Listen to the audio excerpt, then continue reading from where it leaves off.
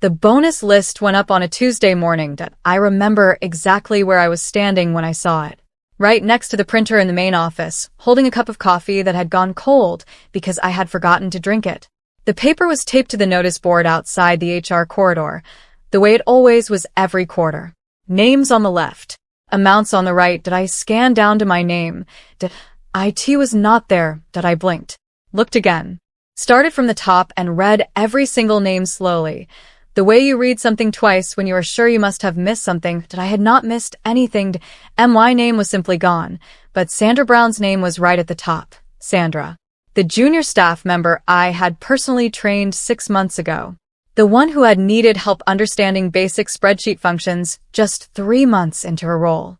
The one who still sometimes sent emails to the wrong department. Her bonus was larger than anyone else on the list, larger than the 2 senior analysts. Larger than the team coordinator. Larger than me. That I stood there holding my cold coffee, and I did not say a word, but something inside me had already started moving, and my name is Anna Wilson. I am 29 years old, and I have worked at Castwell Financial Services for 4 years. I want to be clear about what those 4 years look like before I tell you the rest of the story. I was the person who came in early and left late. Not because anyone asked me to, but because I actually cared about the work. I led 3 major client accounts. I trained 2 junior staff members, including Sandra. I covered for colleagues when they were sick. I submitted reports on time. Every time that I end my 2nd year, I won the Internal Performance Award. In my 3rd year, I was told by my then manager before he retired that I was on track for a senior analyst role. Then Mr. Daniel Foster was appointed as department supervisor. He came from a different branch.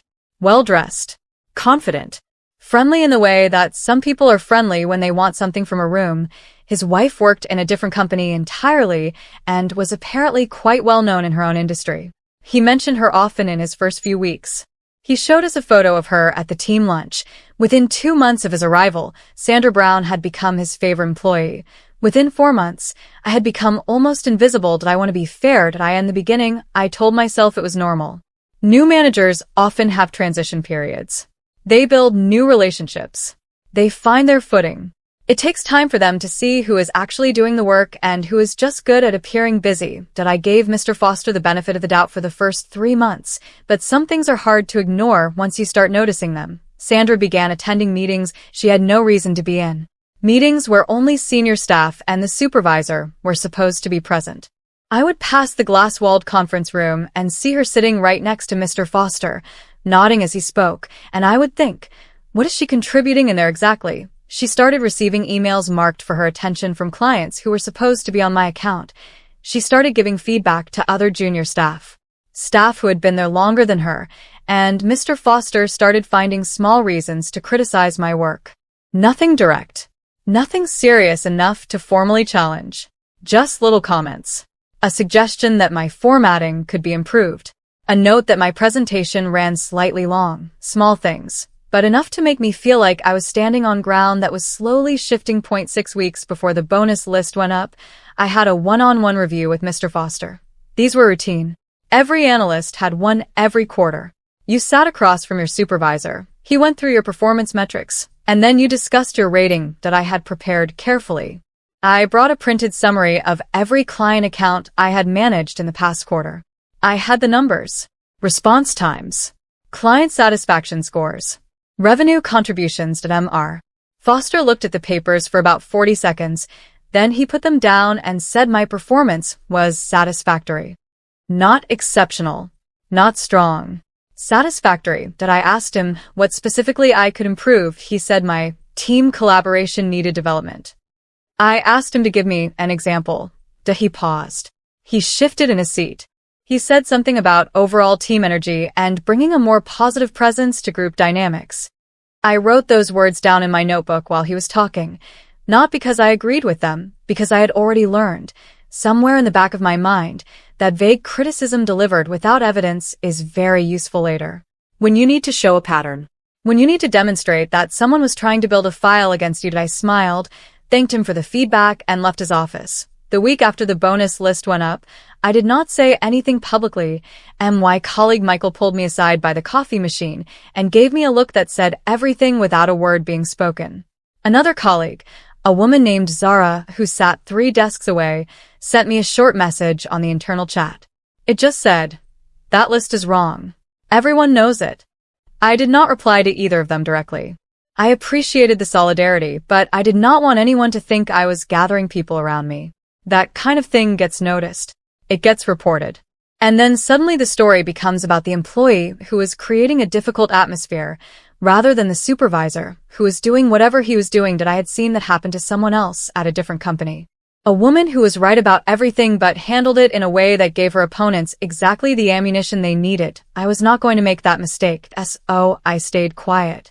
I did my work. I smiled in meetings. I submitted my reports on time. And at night, I sat at my kitchen table and thought very carefully about what I actually knew, what I suspected, and what I still needed to find out. Let me tell you what I knew for certain at that point. I knew my bonus had not appeared on the list. I knew Sandra's bonus was the highest on the list. I knew Sandra had been at the company for 6 months. I knew she had no formal performance evaluation on file for this quarter because I had heard her mention it herself, casually, in a conversation with another junior staff member. She had said her review had been rescheduled twice, and I knew that Mr. Foster had override authority on bonus recommendations before they went to payroll for final processing, and I knew something else. Something that I had not wanted to fully face until that week. 2 months earlier, I had stayed late on a Thursday night to finish a client proposal. The office was mostly empty. As I walked to the printer near the supervisor's corridor, I had seen Mr. Foster and Sandra leave his office together. Not unusual by itself. But the way they walked to the elevator, the distance between them, the fact that he held the elevator door open with his hand touching hers, told a very specific story that I had filed that image away, and now it had become evidenced. I want to be honest about something uncomfortable. When I realized what was likely happening between Mr. Foster and Sandra, my first feeling was not righteousness. It was something closer to grief. Not for myself, exactly, but for the situation. For the messiness of it. For the fact that something this human and this complicated had found its way into my professional life and was threatening for years of real work that I thought about Mr. Foster's wife. The photo he had shown us at the team lunch.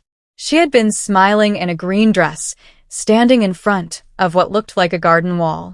She had no idea what was happening in his office during late Thursday evenings. I thought about Sandra. She was 23 years old. She was new to the working world. She was not entirely responsible for every choice that had been made in this situation. But she had accepted the benefits, the promotions, the bonus. Whatever conversation had happened between her and Mr. Foster, she had looked at those financial rewards and she had taken them. That part she owned. And I was not going to carry the consequences of choices that were not mine. I pushed the grief aside, and I started thinking like the analyst I was trained to be. The payroll department at Castwell Financial Services was run by a careful, methodical woman named Mrs. Margaret Bell. That I had worked with Mrs. Bell on a few occasions when client payment schedules intersected with internal payroll runs. She was thorough. She did not cut corners. She kept records the way a surgeon keeps instruments, organized, clean, and accounted for at all times. I did not go to Mrs. Bell directly. Not yet. Instead, I started with what was available to me through normal channels. Every department analyst had access to a shared internal records portal where certain financial summaries could be reviewed. It was not a secret system. It was just one that most people did not bother using because the information felt dry and technical. That I had used it before when reconciling client account details. That I started using it differently now that I began pulling up quarterly bonus summary reports going back 8 months. I was not looking for anything specific yet. I was just getting familiar with the landscape, understanding what normal looked like so that I could recognize when something was not normal. It took me 3 evenings of reading before I found the first irregularity, and once I found the first one, I understood immediately that there were more. Here is what the record showed me. That I in the previous quarter, my bonus recommendation had been submitted at a certain amount by the system, which generated automatic calculations based on performance metrics, client revenue, and hours logged. That amount was what I had been expecting based on my track record, but the amount that had actually been paid out to me was lower, not dramatically lower, but noticeably lower. The difference was not an error. There was a manual adjustment in the record. A line that showed the original figure and then a revised figure, with an authorization code next to the changed. I looked up what that authorization code corresponded to. It was Mr. Foster's supervisor credentials. He had manually reduced my bonus. Then I looked at Sandra's record for the same quarter. Her original system-generated recommendation had been modest, which made sense for someone at her level with her amount of experience. But her final paid amount was significantly higher than that original figure, also manually adjusted, also authorized by the same credentials. My bonus had been reduced. Sandra's had been increased. By the same person. At the same time, I closed my laptop and sat very still for a long moment. I did not sleep well that night. Not because I was upset, exactly. My mind would not stop running through everything, checking the logic, looking for alternative explanations, being fair to the possibility that I had misread something, but the more I thought about it, the fewer alternative explanations I could find. Supervisors have override authority on bonus recommendations for legitimate reasons. Sometimes the system generates amounts above budget. Sometimes there are performance factors the system does not capture. These adjustments happen, and they are supposed to be documented with a reason code. That I went back to the records the next morning. The adjustments to my bonus and to Sandra's bonus did not have reason codes attached. They were just changes. Numbers moved around. No explanation logged. That was the part that told me this was not a mistake. Mistakes get made by people moving too fast or who forgot a step. This adjustment had been done carefully enough that someone thought to make the change, but not carefully enough to realize that the absence of a reason code would itself become a red flag. Or maybe Mr. Foster had not known about the reason code requirement. Either way, it was there. And I had found it. By this point, I had been doing my quiet research for about 10 days that I had not spoken to anyone in the office about what I was finding. Not Michael. Not Sarah. Not anyone, but there was one person outside the office I needed to talk to. My older sister, Jessica, is a compliance officer at a different financial company. She has been in the industry for 12 years and knows how internal audit processes work. She knows what constitutes a reportable irregularity. I called her on a Saturday morning and walked her through everything I had found. I did not editorialize. I presented the facts in order, the way you would present data in a report. She listened without interrupting. When I finished, she was quiet for a moment. Anna, she said, what you're describing is not a gray area. Unauthorized reallocation of bonuses using supervisor credentials without documented reason codes is textbook financial misconduct.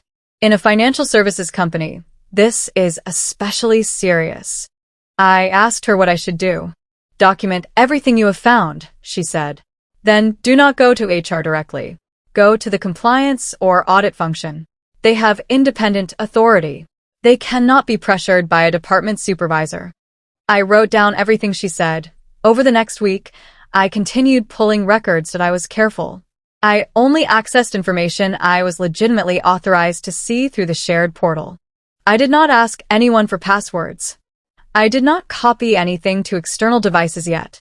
I just read and took notes in a private notebook I kept at home. What I found as I went further back through the records was not comforting.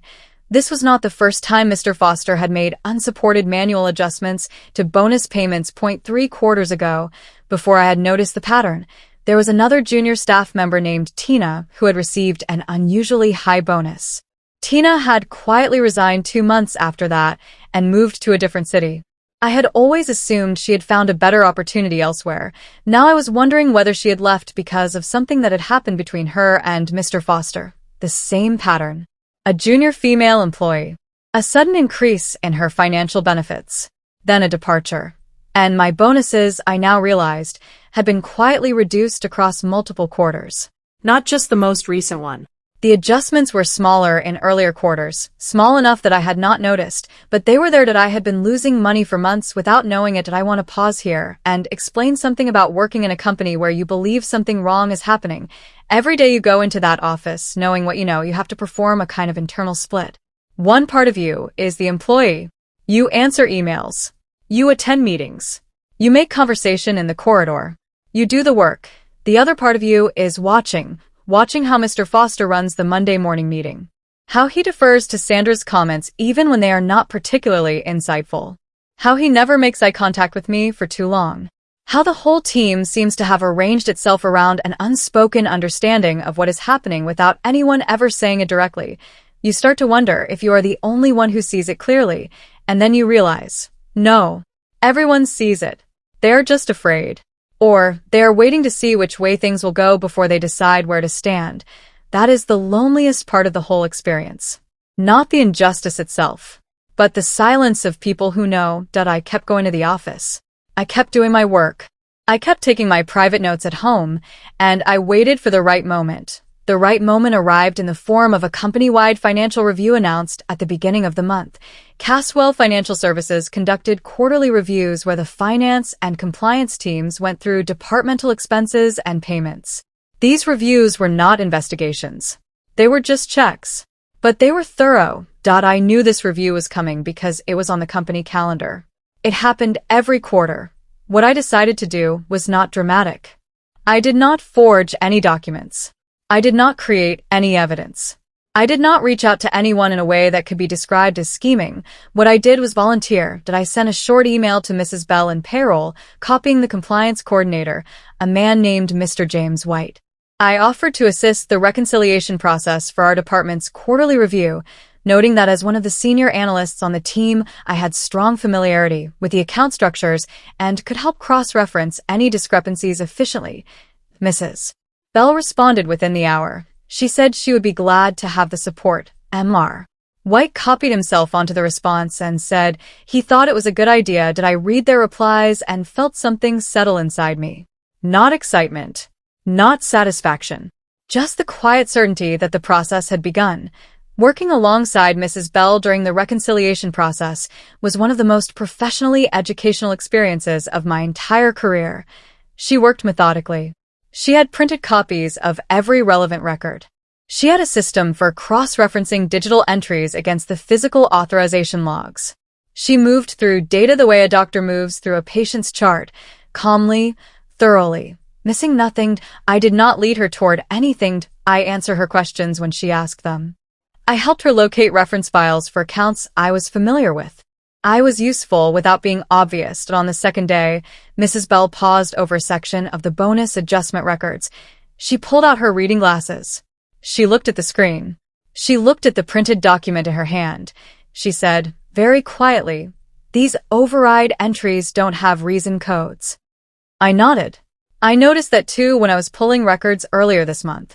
I wasn't sure if it was a system issue or a process gap. She looked at me over her glasses. It's neither, she said. Reason codes are mandatory for any manual override above a certain threshold. The fact that it wasn't flagged means someone knew which threshold to stay under. She closed the printed report. I need to escalate this, she said. Mrs.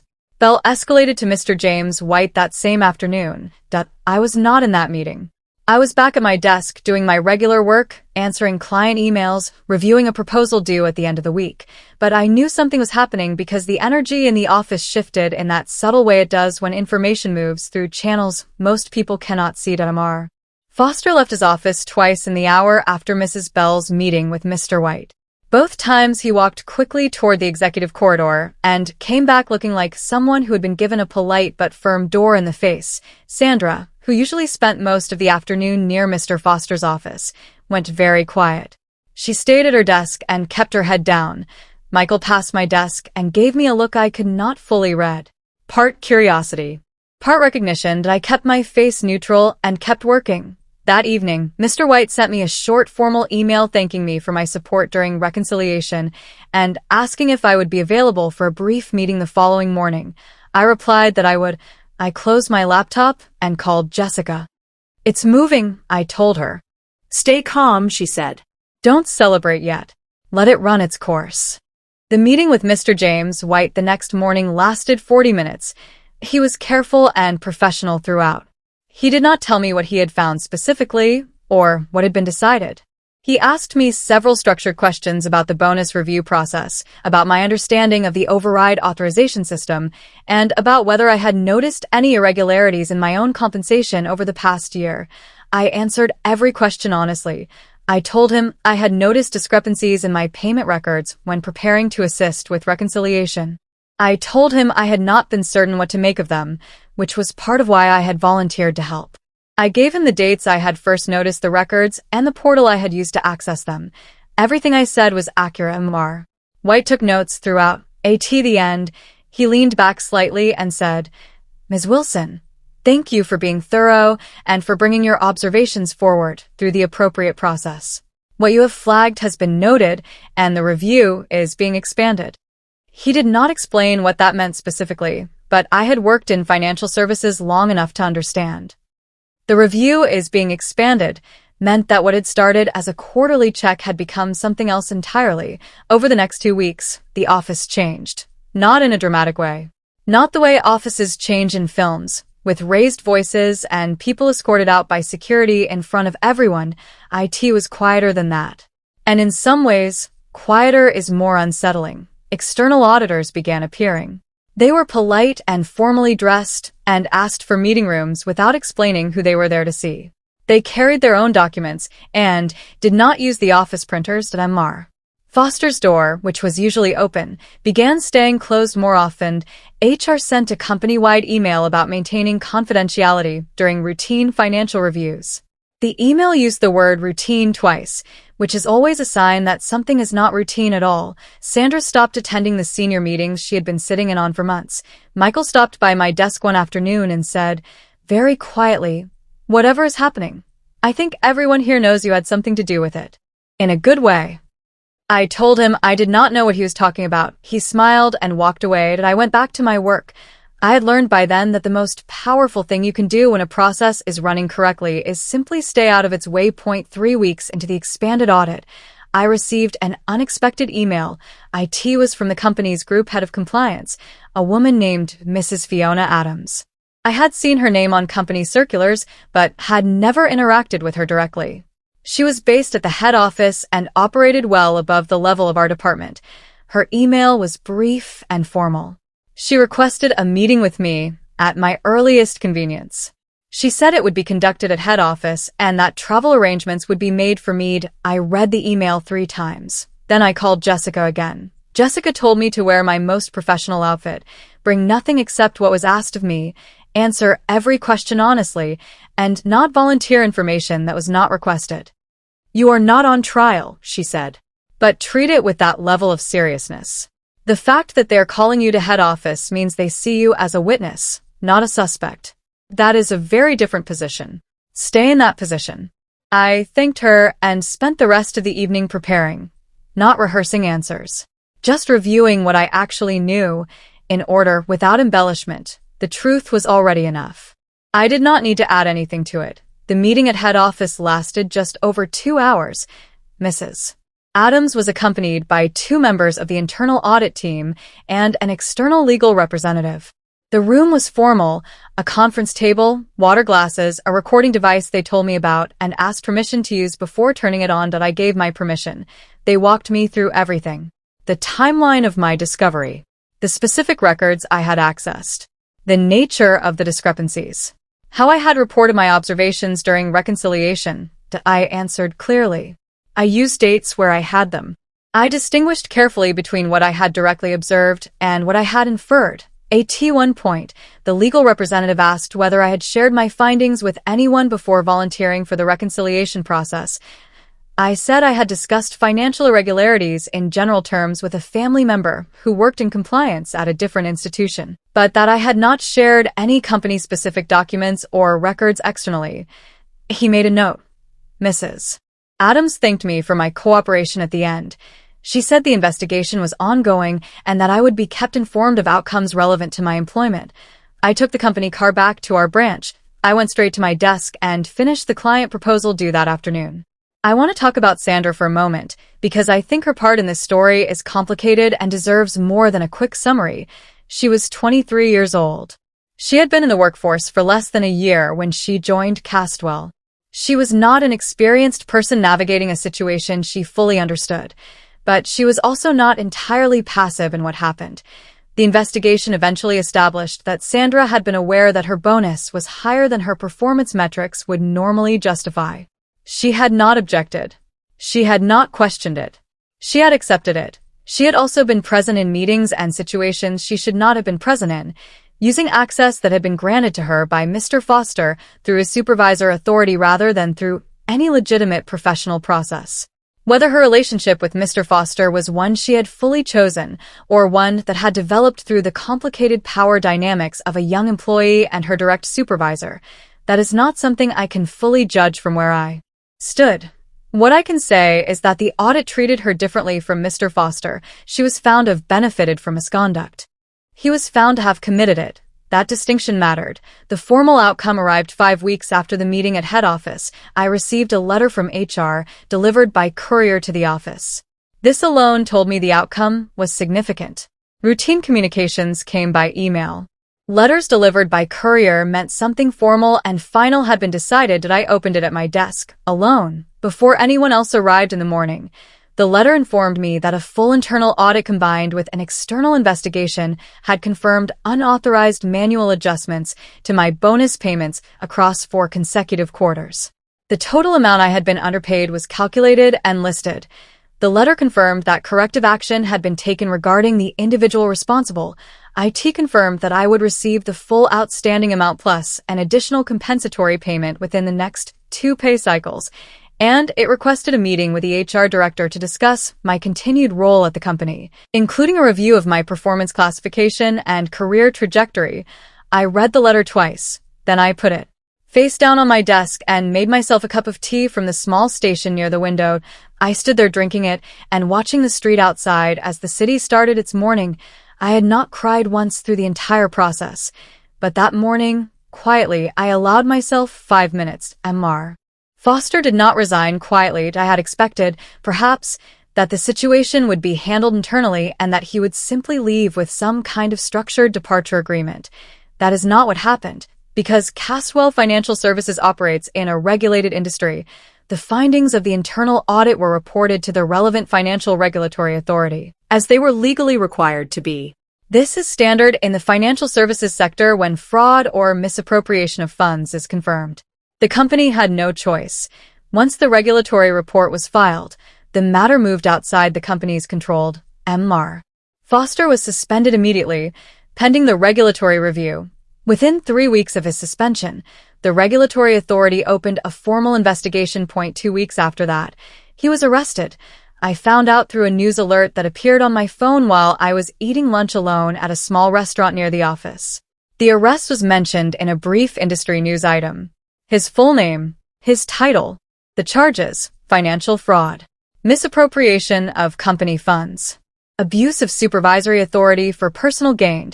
He had been taken from outside the office building. Still in his work clothes, I put my phone face down on the table and finished my lunch. Sandra's situation was resolved differently. The audit findings regarding her were handled internally rather than referred to external authorities. This was because she was found to have benefited from misconduct rather than to have orchestrated it. The distinction was legally and professionally significant. Her promotion was revoked. Her role was restructured, which effectively meant her position was eliminated. She was offered a departure package and she accepted it. She left the company without public incident. I did not see her on her last day. I was told she came in early to collect her things and left before most people arrived. I do not know what happened to her after that. I hope she found a way to build something honest. She was young enough to start over properly. Whatever choices she had made or been led into during her time at Castwell, those did not have to define the rest of her professional life if she chose differently. I thought about that for a while. Then I put it aside, because the story of what happens to other people after a situation like this is ultimately theirs to write. My chapter in it was done. I had my own next chapter to focus on. The meeting with the HR director was held in the same conference room where the quarterly reviews were usually conducted. Her name was Mrs. Patricia Okoro. She had been with the company for 11 years and had a reputation for being direct, fair, and impossible to charm with surface impressions. She opened the meeting by thanking me for the way I had handled the situation throughout. She used the word professional 3 times in her opening remarks, which I noted. Then she got to the point. The department was being restructured following Mr. Foster's removal. A new supervisory role was being created at the senior analyst level as an interim measure while a formal appointment process was conducted for a permanent supervisor. She asked if I would be interested in the interim role. Did I look at her across the table? Did I thought about the 4 years of work? The clients I had managed? The colleagues I had trained? The reports submitted on time? The review where I was told my performance was satisfactory by a man who was quietly stealing from me while he said it. I told Mrs. Okoro that I was very interested. She nodded. Good, she said. We should have been paying closer attention to who was actually doing the work. That changes now. The interim role came with a change in title, a change in responsibilities, and a salary adjustment that reflected both the promotion and the corrective recalibration of my overall compensation history. I do not want to dwell on numbers, but I will say this. The difference between what I had been earning and what I was now earning, combined with the back payments from the audit, was significant enough to change things in my life in concrete, practical ways that I had been quietly struggling for longer than I had admitted to anyone. Cutting small things.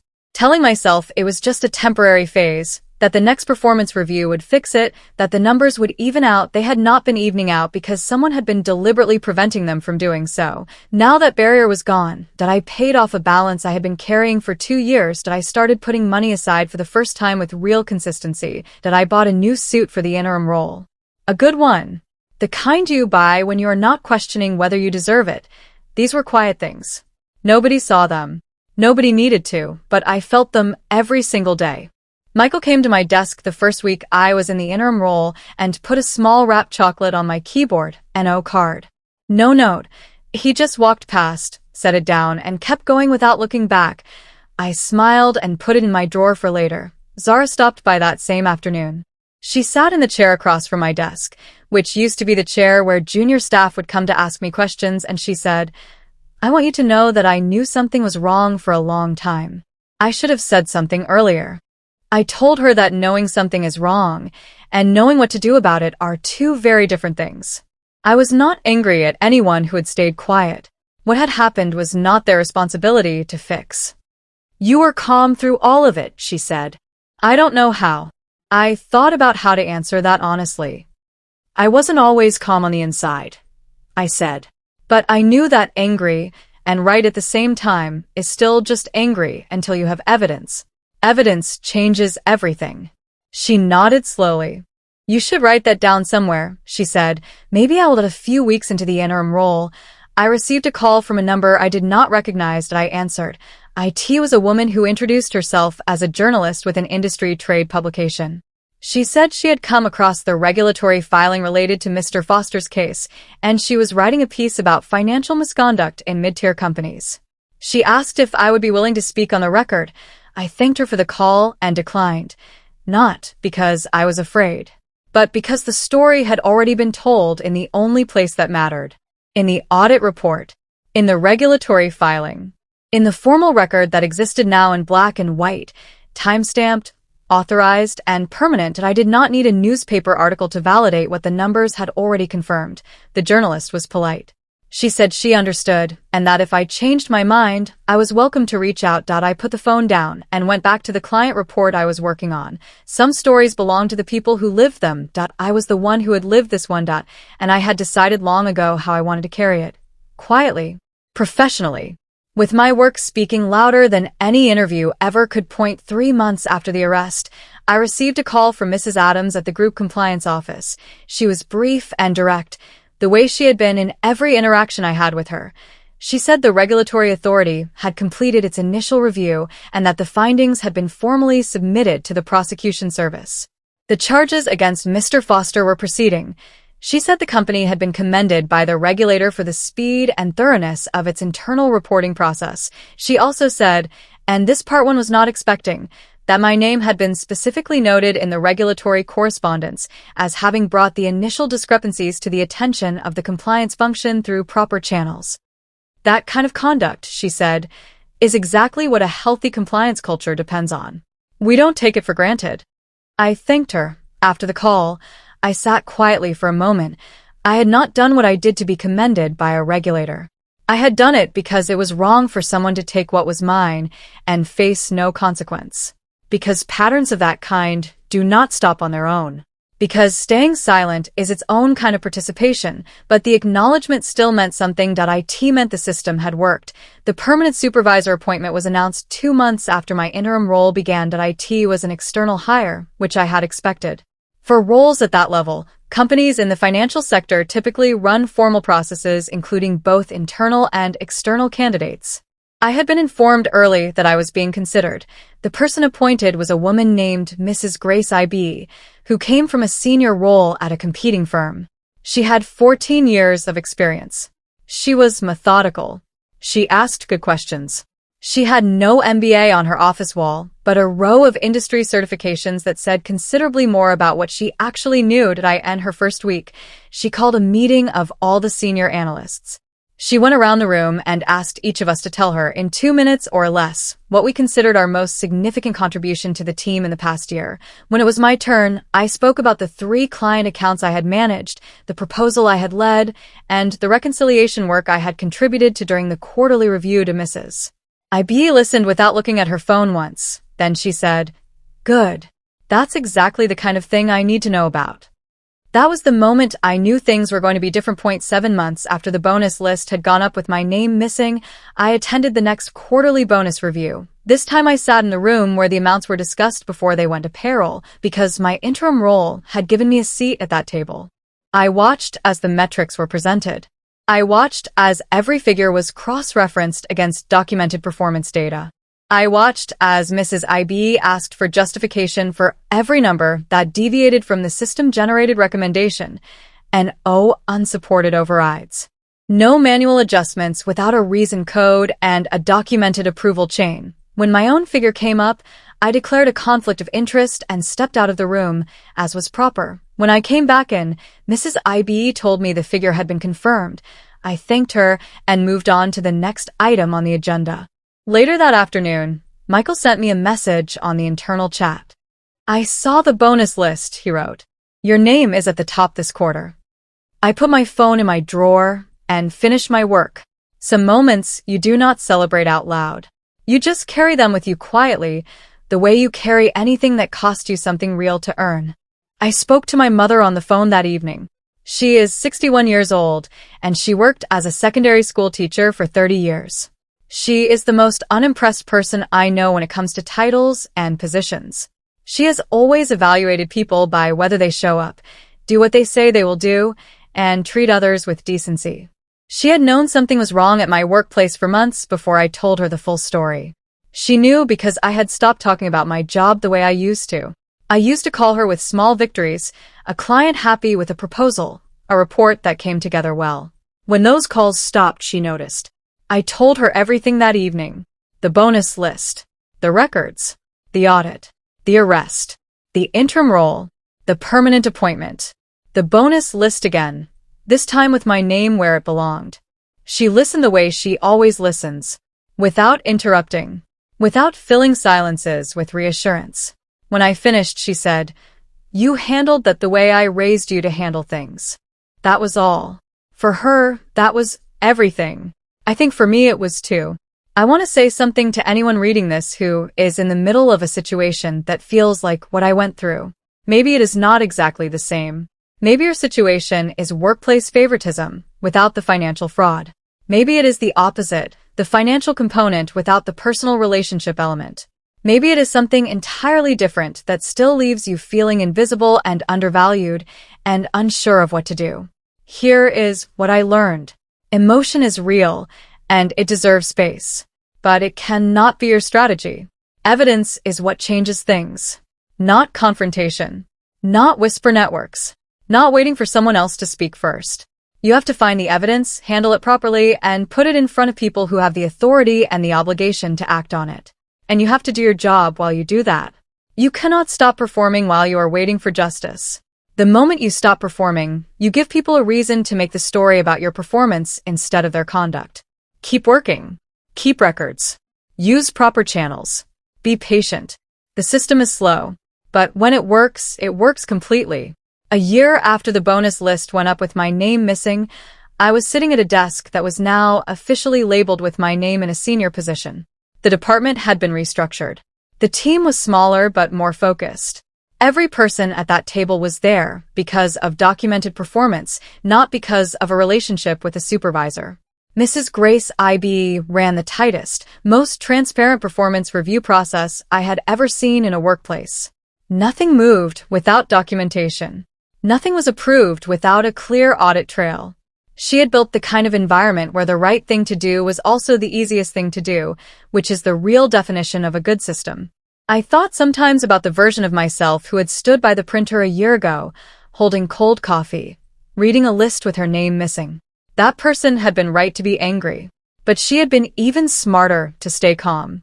I was glad she had, because the path she had chosen, careful, documented, professional, patient, had led here, to a desk with her name on it, in a department that finally worked the way a department should.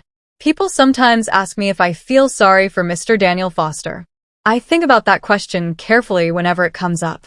The honest answer is, I feel sorry for the version of him that might have existed if he had made different choices.